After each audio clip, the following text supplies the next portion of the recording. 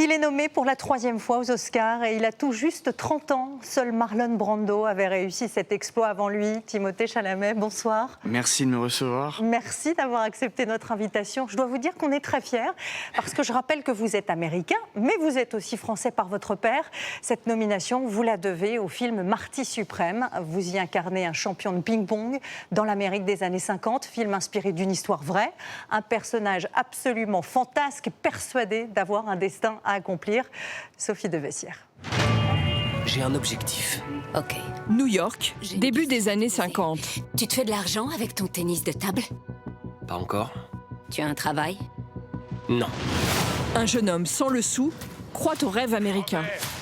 Il veut être le plus grand champion international de tennis de table. Ma confiance me fait vivre. Je crois en moi. L'argent suivra.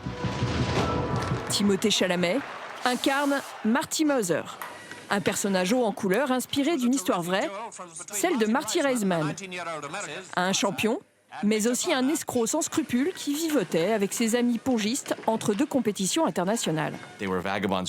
C'étaient des vagabonds, mais ils rêvaient en grand.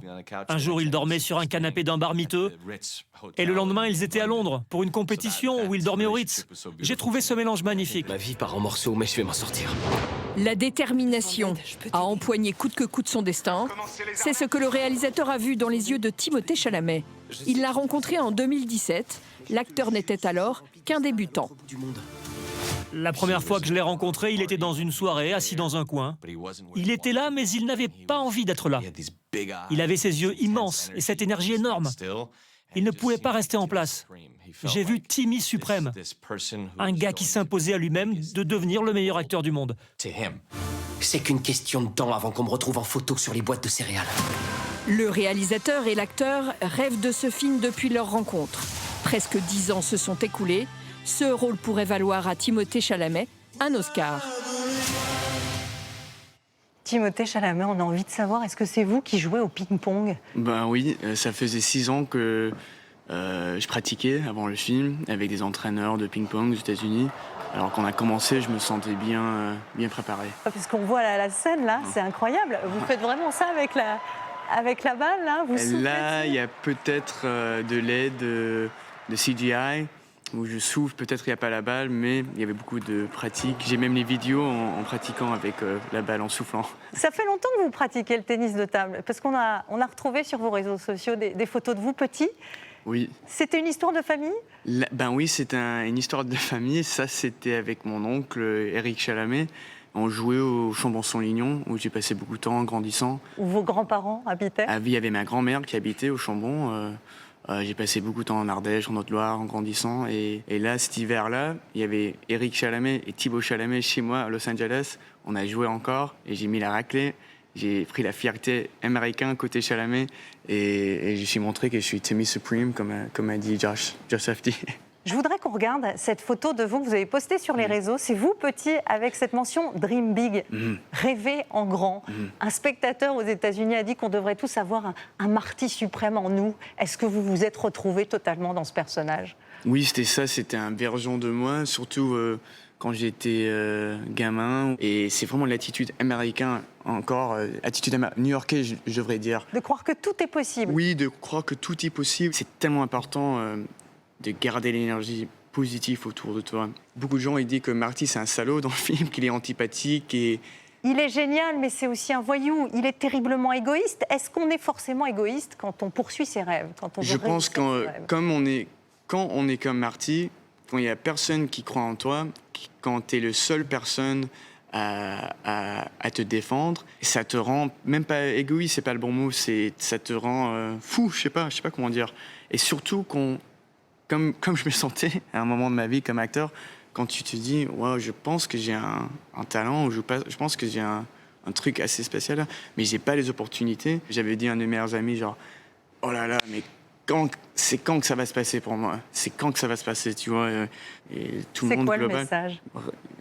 crois en toi, rêve en grand, et tu t'en bats les couilles de ce que les gens pensent de toi, et vas-y à fond. Vous avez bien. toujours senti que c'était votre voie, le fait de devenir comédien?